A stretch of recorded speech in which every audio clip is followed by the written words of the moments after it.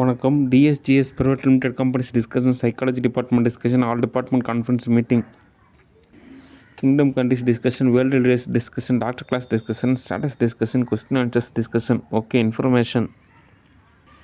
சரி, ஒரு ராஜாவாக நான் சொல்கிறது தெளிவான தினமும் பொறுமை கேட்டுக்குங்க. யதார்த்த ரீதியாக பயணிக்கக்கூடிய பாதையில் நிறையாவே எரர் இருக்குது. இது எல்லாத்தையுமே கடந்து போகிறதுக்கு ஒரு தீர்வாக என்ன சொல்கிறாங்க அப்படின்னா, நீங்கள் உங்களுடைய கடமையை செய்யுங்க, உங்களுக்கு தேவையான பலன் கிடைக்கும் அப்படின்ற ஒரு பதத்துலேயும் சொல்கிறாங்க. அதனால் யதார்த்த ரீதியாக அடுத்து செயல்படக்கூடிய நிலையிலான தகவலை சொல்கிறேன். அதாவது எவ்வளவோ கவர்மெண்ட்டு தோதான வகையில் தோதா உள்ள போதும் செயல்படக்கூடிய ஒரு பதத்தில் தமிழ்நாடு அலுவலகம் சார்ந்த தகவல். அடுத்து நான் கார்மெண்ட்ஸ் ஆரம்பிக்கலான்னு இருக்கேன். நிறையா திருப்பூரில் பார்த்திங்கன்னா நிறையா கார்மெண்ட்ஸுக்கு நிறையா வேக்கன்சி இருக்குது. அதெல்லாம் முதல்லாம் பார்த்திங்கன்னா எங்கே பார்த்தாலும் ஒரு ஸ்பின்னிங் மில் இருக்கும். ஆனால் இப்போ நிறைய இடத்துல ஸ்பின்னிங் மில்லே க்ளோஸ் பண்ணிட்டாங்க. அந்த இடமெல்லாம் பார்த்திங்கன்னா வெறும் காலியாக தான் இருக்குது. அந்த இடங்கள்லாம் கூட அரசாங்கமே வாங்கிக்கலாம், அந்த இடங்கள்லாம் பயன்படுத்தலாம். ஓகே, பொதுவாக ஒரு நிலத்தை வந்து பார்த்திங்கன்னா அந்த கட்சி சார்ந்த நிர்வாகிங்க யாராவது வாங்கிக்குவாங்க, அவங்களுடைய ஒரு பதத்தில் தான் தோது பார்ப்பாங்க. ஆனால் கவர்மெண்ட்டு சார்பாகவும் நம்ம நிறைய நிலம் வாங்கி போடலாம். ஓகே, அது கவர்மெண்ட்டுக்கு சொந்தமான இடம். ஓகே, அந்த வகையில் நம்ம நிறையா தோது பார்க்கலாம். ஓகே, அடுத்து பொதுவாக நிறைய பேருக்கு வேலை வாய்ப்பு கொடுக்கணும் அப்படின்றதுக்காக டிஎன் கார்மெண்ட்ஸ் ஆரம்பிக்கலான் இருக்கேன். ஓகே, அதில் நிறைய லாபமும் இருக்குது. அதில் தயாரிக்கக்கூடிய பொருள் எல்லாமே ஏற்றுமதி செய்யலாம். ஓகே, நிறையா பேருக்கு வேலை கிடைக்கும் கார்மெண்ட்ஸில். ஓகே, அடுத்து டிஎன் டாக்ஸி சர்வீஸ். அதாவது ஆரம்ப காலகட்டத்தில் பார்த்திங்கன்னா நடந்து போயிட்டுருந்தாங்க. அதுக்கப்புறம் மாட்டு வண்டியை பயன்படுத்தினாங்க. அதுக்கப்புறம் பார்த்திங்கன்னா ஆட்டோவை பயன்படுத்தினாங்க. அதுக்கப்புறம் டாக்ஸி ஓரளவு பயன்படுத்தினாங்க. ஓகே, நிறையா தமிழ் படங்களில் கூட பார்த்திங்கன்னா அந்த குதிரைக்கு பதிலாக மனிதர்களே வந்து இழுத்துட்டு போவாங்க, வருவாங்க. இந்த மாதிரி நிறையா படங்கள் இருந்தது. ஆனால் ஃப்யூச்சரில் பார்த்திங்கன்னா நிறையா பேர் டாக்ஸி பயன்படுத்துவாங்க. அதனால் கவர்மெண்ட்டில் தரப்புலேருந்து ஒரு டாக்ஸி அப்படின்றப்போ, இப்போ வெளிநாட்டிலேருந்து வராங்க, எந்த டாக்ஸி புக் பண்ணுறது, யாரை கூப்பிட்றதுன்னு ஒரு சந்தேகம் இருக்கும். அப்படின்றப்போ கவர்மெண்ட்டு சார்பாகவே இயங்கக்கூடிய ஒரு டாக்ஸி நிறுவனம் இருக்கிறப்போ அவங்க சரி ஓகே கவர்மெண்ட் டாக்ஸி நல்லபடியாக இருக்கும், பாதுகாப்பாக இருக்கும்னு சொல்லிட்டு கவர்மெண்ட் டாக்ஸியை பயன்படுத்துவாங்க. அதனால் கொஞ்சம் லாபமும் கிடைக்கும். ஓகே, அதனால் டிஎன் டாக்ஸி சர்வீஸ். ஓகே, அடுத்து போக்குவரத்து துறை. ஒரு காலத்தில் போக்குவரத்து துறை அப்படின்றது ஒரு நல்ல லாபமாக இருந்தது. அதாவது இந்த 80ஸ்லாம் பார்த்திங்கன்னு வச்சுங்க, ஏதோ ஒரு பேருந்து அந்த ஊருக்கு பயன்படுத்துகிற வகையாக இருக்கும். அதாவது போக்குவரத்து துறை சார்ந்து நிறைய பேர் இயங்குகிற ஒரு விதமாக இருந்தாங்க. ஒரு சில ரிச் பீப்புள்கிட்ட தான் கார் இருக்கும். ஓகே, மற்றபடி ஒரு பொதுவான நிலையில் எல்லாருமே போக்குவரத்து தான் பயன்படுத்துவாங்க, கவர்மெண்ட்டு பஸ்ஸு தான் பயன்படுத்துவாங்க. அதுக்கப்புறம் தனியார் பஸ் எல்லாம் நிறையவே புழக்கத்தில் வந்தபோது கவர்மெண்ட்டு சார்பாக இயங்கக்கூடிய போக்குவரத்து கழகமானது ஓரளவு சமநிலையாக இருந்தது.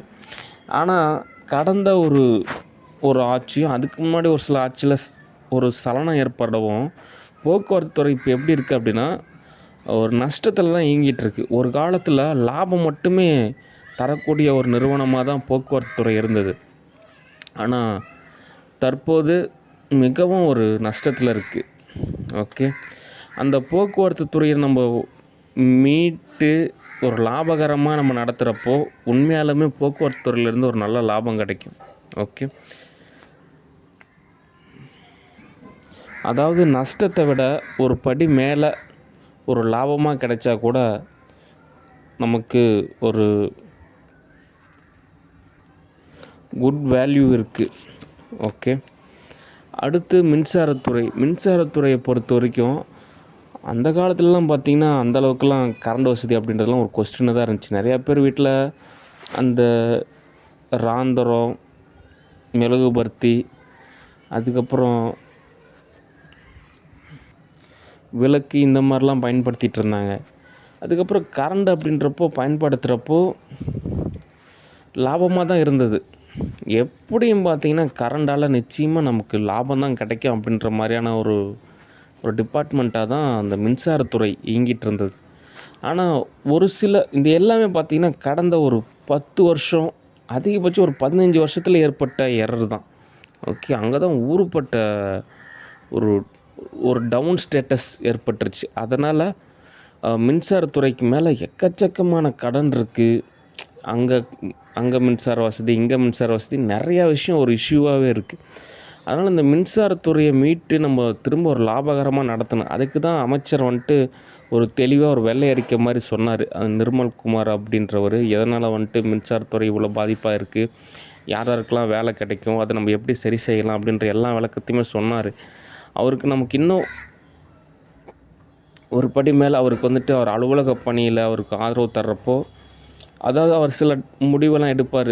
இந்த மாதிரிலாம் ஓகே சொல்கிறேன், ஓகே அப்படின்றப்போ அவருக்கு ஆதரவு தர்றப்போ மின்சாரத்துறையானது மீட்கப்படும். ஓகே, நமக்கு ஒரு லாபகரமான ஒரு ஒரு பிஸ்னஸாக நம்ம கன்சல்ட் பண்ணலாம். ஓகே, அது ஒரு சேவை மாதிரி தான், மக்களுக்கு சேவை செய்கிற மாதிரியான ஒரு பதம் தான். ஆனால் இருந்தாலும் அது நம்ம பிஸ்னஸ் லிஸ்ட்டில் நமக்கு ஒரு லாபகரமான வகையில் நமக்கு தோதாகும். ஓகே, அடுத்து அருங்காட்சியகம் அமைக்கலான் இருக்கேன். அருங்காட்சியகத்தை பொறுத்த வரைக்கும் அதாவது கவர்மெண்ட்டோட பிஸ்னஸ் லிஸ்ட்டெல்லாம் பார்த்திங்கன்னா ஒரு இன்வெஸ்டர் கேட்டகரி மாதிரி தான். ஓகே, லாபம் அப்படின்றது ஒரு 100 வருஷம், ஒரு 1000 வருஷம் அப்படி ஒரு பாத்தில் தான் நமக்கு வந்துட்டு தேவையான ப்ராஃபிட் கிடைக்கும். ஓகே, அந்த வகையில் அருங்காட்சியகம் அப்படின்றப்போ அமைக்கிறப்போ நம்மளுடைய நிறையா ஆராய்ச்சி இருக்குது. அதாவது இந்த கில்லடின்னு சொல்லிட்டு ஒரு இடத்துல ஆராய்ச்சி செஞ்சதாக சொல்கிறாங்க. நிறையா கலைப்பொருளாக இருக்கிறதா சொல்கிறாங்க. மொத்தத்தில் நிறையா பேர் வந்துட்டு இந்த கிழக்கேட்டியத்தில் சேவாதார நிலையில் வாழக்கூடிய இந்த பகுதிகளில் நிறையா சான்று இருக்கிறதாவும் சொல்கிறாங்க. நிறைய அப்பர் கண்டிஸ்லேருந்து கூட என்னங்க மிகவும் ஒரு பழமையான மொழி, ஒரு செம்மொழி, தொன்மையான மொழி, கலாச்சாரம், பண்பாடு, பாரம்பரியம் அப்படிலாம் சொல்கிறீங்க. நிறையா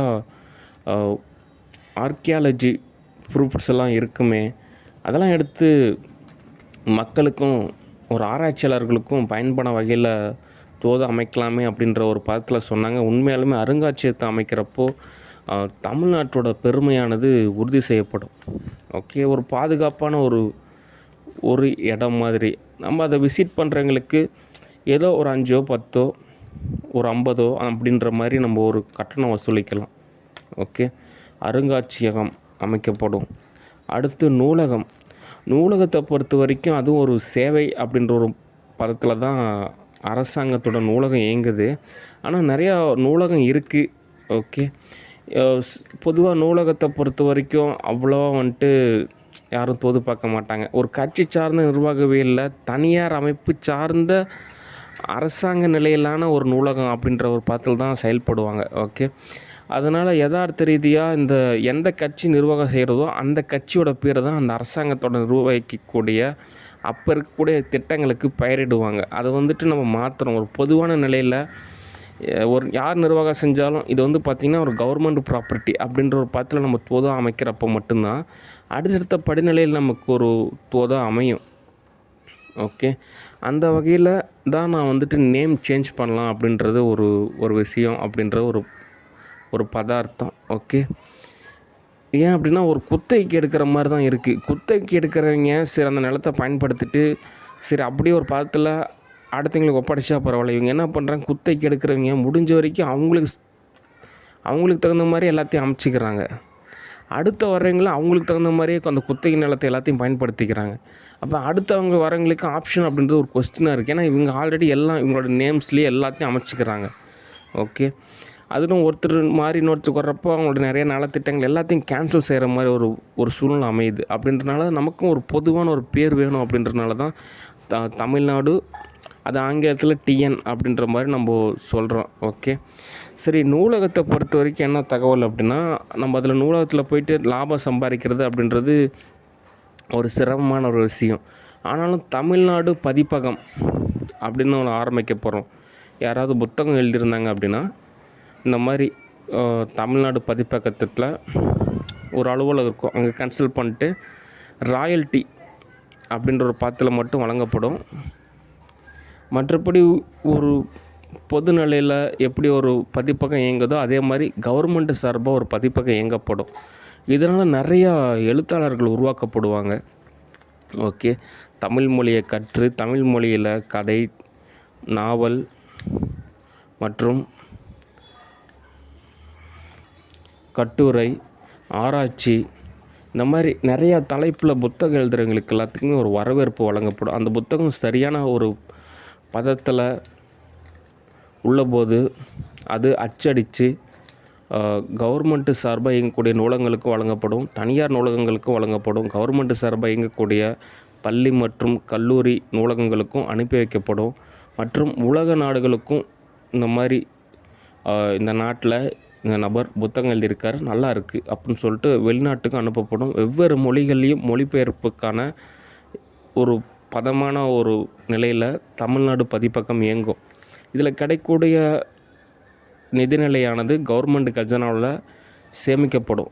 நம்மளுடைய கவர்மெண்ட்டோட பிஸ்னஸ் லிஸ்ட் எல்லாமே நம்ம கவர்மெண்ட் கஜானாவில் தான் சேமிக்கப்படும். இதெல்லாமே ஒரு வெள்ளை அறிக்கை மாதிரி நம்ம அக்கௌண்ட்ஸை வந்துட்டு கரெக்டாக டீல் செய்ய போகிறோம். ஏன் அப்படின்னா இது இங்கே வாழக்கூடிய மக்களுடைய ஒரு பதத்தில் ஒரு டீம் மாதிரி, ஒரு நாட்டில் இவ்வளோ பேர் வாழ்கிறாங்க, அந்த எல்லாருக்கும் ஒரு வாழ்வாதாரமான ஒரு பிஸ்னஸ் லிஸ்ட்டு நம்ம அமைக்க போகிறோம். ஓகே, இதனால் எல்லாருமே பயன்பெறுவாங்க, ஒரு நிரந்தரமான ஒரு பயன் கிடைக்கும். ஓகே, அதனால் நூலகத்துறை சார்பாக தமிழ்நாடு பதிப்பகம் ஆரம்பிக்கப்படும்.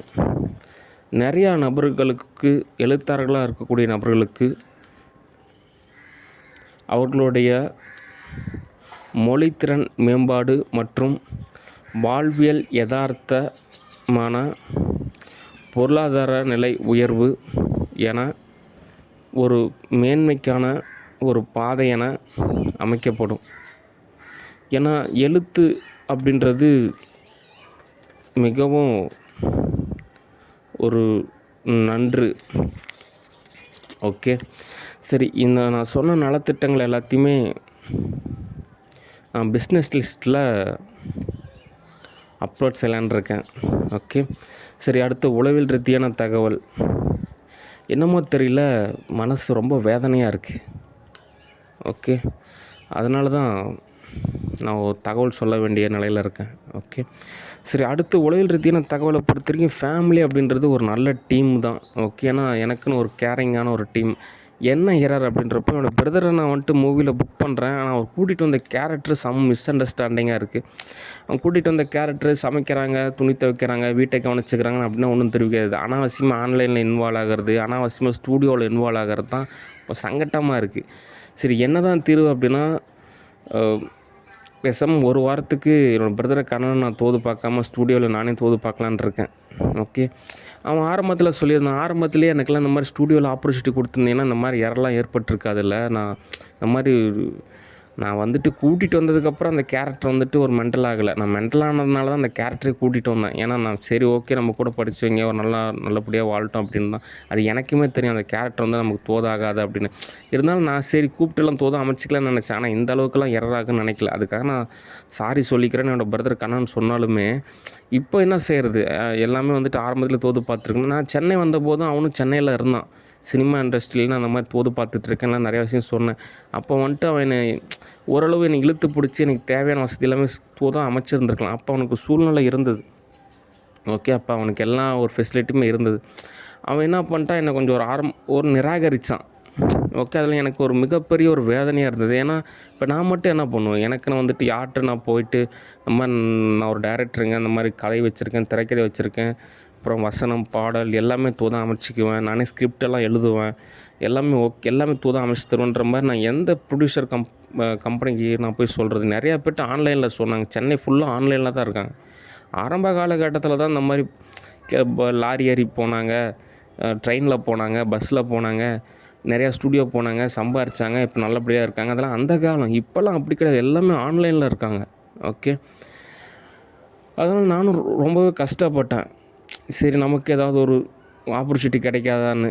அதனால் நான் சரி தோதாகலை அப்படின்றப்போ நான் இங்கே மாடர்ன் தியேட்டர் அந்த படத்தில் தான் நான் தோது பார்க்க வேண்டிய நிலை இருந்தது. ஆனாலுமே ஆரம்ப காலகட்டத்திலலாம் சென்னையில் வந்துட்டு எல்லாமே என்னமோ எரராக இருக்குது அப்படின்னு யோசிச்சுட்டே இருந்தேன். கடைசியில் பார்த்தா இந்த ரூட் டி ஆஃபீஸ் தான் எரராக இருந்திருக்கு. ஓகே. அதனால் இப்போ ஓரளவு நிலமை வந்து சால்வாக தான் இருக்குது. ஓகே. அடுத்து இந்த சோப்பனாங்கி காலை பொழுதுலேருந்து இப்போ வரைக்குமே ஏன் நல்லது செய்கிறப்பெல்லாம் எனக்கு யாரை வந்துட்டு துன்பத்தை ஏற்படுத்துகிறாங்கன்னா இந்த சோப்பனாங்கி தான்.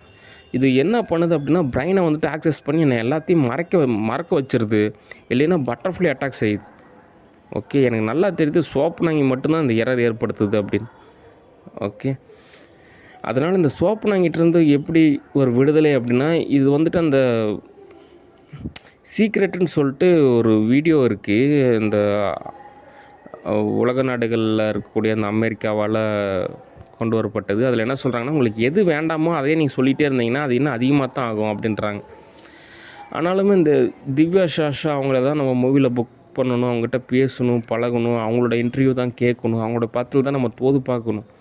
ஆனால் அவங்க வந்துட்டு யூகேயில் இருக்காங்க, ரொம்ப ஒரு மெச்சூரிட்டியாக சென்சிட்டிவாக இருக்காங்க. ஆனால் அந்த சோப்பனாங்கெல்லாம் அப்படி கிடையாது. தமிழ்நாட்டில் அப்படி துன்பத்தை ஏற்படுத்துது. யாருமே கேட்குறதுக்கு ஆள் இல்லையா அப்படின்ற அளவுக்கு சோப்பனாங்கி துன்பத்தை ஏற்படுத்துது. அதனால தான் எனக்கே ரொம்ப தடுமாற்றமாக இருக்குது. ஓகே. அடுத்து எங்கள் ஃபேமிலியை பொறுத்த வரைக்கும் படிப்பறிவு கிடையாது. அதே விஷயத்தில் ஒரு விஷயத்தை நம்ம வந்துட்டு சொல்லி புரிய வைக்கணுமே தவிர நம்ம பட்டர்ஃப்ளை அட்டாக் செஞ்சோம் அப்படின்னா அது இன்னும் துன்பம் அதிகமாக தான் ஆகும். எனக்குன்னு ஒரு தனி குடும்பம் வேணும். என்னை கேர் செஞ்சுக்கக்கூடிய நிறைய நபர்கள் இருக்காங்க. அவங்க கூட தான் பேசணும், பழகணும். ஒவ்வொரு நாளும் காலை பொழுது ஒரு நல்ல வார்த்தை கேட்கணும். எனக்குன்னு ஒரு நல்ல ஒரு அதிர்வான சில நபர்கள் கூட பேசணும், பழகணும்னு நினைக்கிறேன். ஃபேமிலியை பொறுத்த வரைக்கும் வேலைக்கு போகல, காசு இல்லை, என்ன பண்ண போகிறா அப்படி இப்படின்னு சொல்லிட்டு அது ஓரளவு தான். ஓவராக வந்துட்டு திட்டு வாங்குறதுனால எனக்கே மனசெல்லாம் உடையுது. அவங்ககிட்ட நம்ம சொல்லவும் முடியாது. நம்ம நான் டைரக்டருங்க, நான் மூவி புக் பண்ணுறேங்க, எல்லாம் புதுதாக அமைச்சிட்ருக்கேங்க, ஆன்லைனு எது சொன்னாலும் புரியாது. காசு இருந்தால் மட்டும்தான் புரியும்.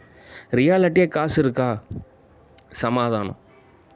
ஓகே. காசை தோதாகும் அப்படின்னா பயங்கரமான ஒரு டேமேஜ் ஆகிற மாதிரி ஒரு நிலையம் இருக்குது. ஓகே. எதிர்காலத்தை நினச்சாலே பயமாக இருக்குது. என்ன பண்ண போகிறோம் அப்படின்னு ஏதோ கிடைக்கிற வேலையை பார்த்துக்கிட்டு அதில் என்ன நானே ஏமாற்றிக்கிட்டு மற்றவங்களையும் ஏமாற்றிக்கிட்டு எனக்கு ரொம்ப வேதனையாக இருக்குது. ஓகே. ஏதோ ஒரு இடத்துல வேலை இருக்குது, ஒரு 10,000 காசு தேவைப்படுது. நானும் எவ்வளோ போராடுறேன், தோது செய்கிறது சிரமமாக இருக்குது. ஏன்னா இப்போ நான் வசிக்கக்கூடிய பகுதி ஒரு வில்லேஜாகவும் இருக்குது. அது இல்லாமல் இது ஒரு ஆப்பிரிக்கா நாடு மாதிரி வேறு இருக்குது. அதனால் எனக்கு ரொம்ப வேதனையாக இருக்குது. இந்த துன்பத்திலேருந்து நான் விடுபடணும். ஓகே. என்ன தான் ஒரு மூவி 10 லட்சம் பேர் வேலை, கதாநாயகன் அப்படிலாம் இருந்தாலுமே அட்லீஸ்ட் எனக்கு ஏதாவது ஒரு வேலை, ஒரு சம்பளம் அப்படின்ற மாதிரி தோதாக அமைஞ்சிச்சுன்னா பரவாயில்லன்னு நினைக்கிற மாதிரியான ஒரு நிலை இருக்குது. ஓகே. அதனால்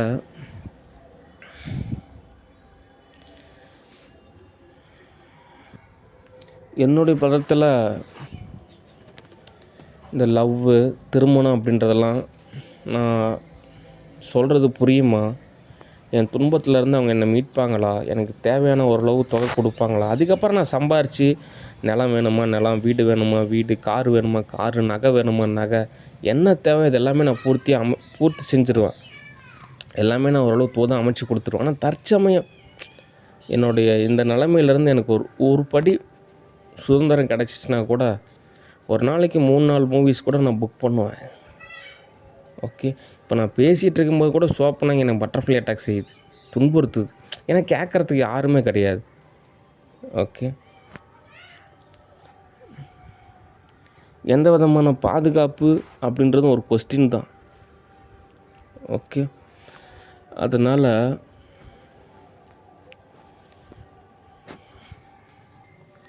எனக்குன்னு ஒரு நிம்மதி வேணும். அது இல்லாமல் இந்த 15 நாள் பௌர்ணமி, 15 நாள் அமாவாசை, இந்த நிலவோட நிலையை நினச்சாலே எனக்கு அப்படியே வேதனையாகவும் பயமாகவும் இருக்குது. ஏன்னா ஒரு பதமான நிலையில் தான் நம்ம வாழக்கூடிய ஒரு நிலை இருக்கிற மாதிரியான ஒரு பதம். அதனால் எனக்கு உதவி தேவை.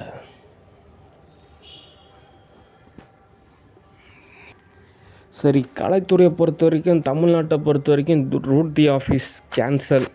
ஓகே, அவங்களோட படத்தில் தோது பார்க்குறோம் அப்படின்றப்ப நமக்கு துன்பம் தான். ஓகே, அதனால் இனிமேல் தான் ஓரளவு சுதந்திரமான ஒரு பதத்தில் கலைத்துறை தோதாகும்னு நினைக்கிறேன்.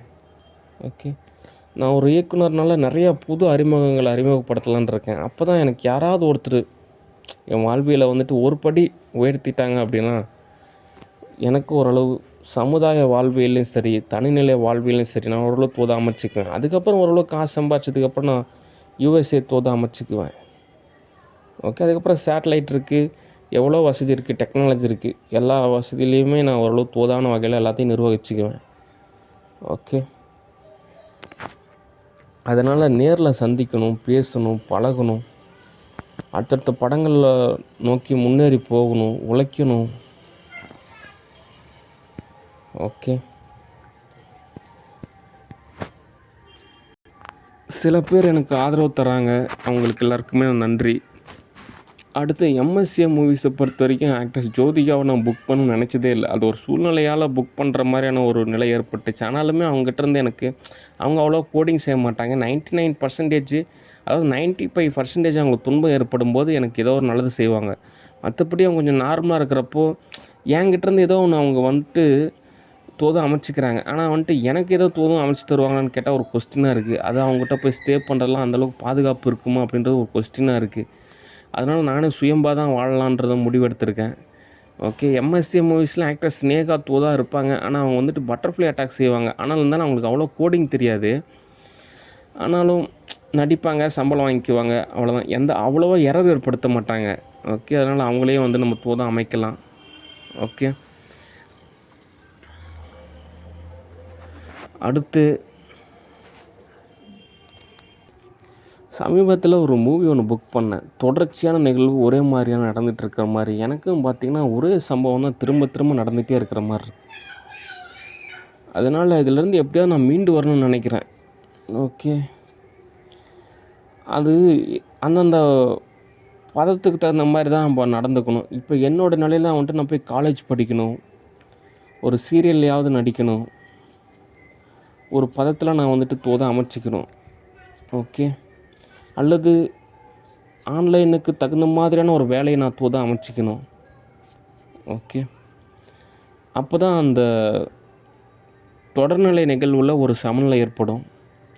அடுத்து இந்த ஃப்யூச்சர் இன்வெஸ்ட்மெண்ட் மூவியில் ராபர்ட் டவுனி அவர் நடிக்க வைக்கிறது அப்படின்றது அந்த படத்துக்கு உண்டான ஒரு கமர்ஷியலான விஷயத்தில் நிறைய ஏற்படுத்த நிறைய சான்சஸ் இருக்குது.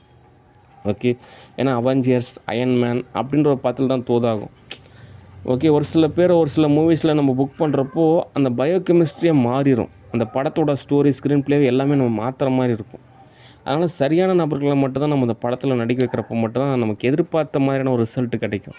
ஓகே, அதனால் நான் பொறுமையாக தான் புக் பண்ணணும். ஓகே, எனக்குன்னு ஒரு 50,000 இருந்துச்சு அப்படின்னா அடுத்தடுத்த படிநிலையை தோதை அமைச்சிக்கலாம். ஓகே,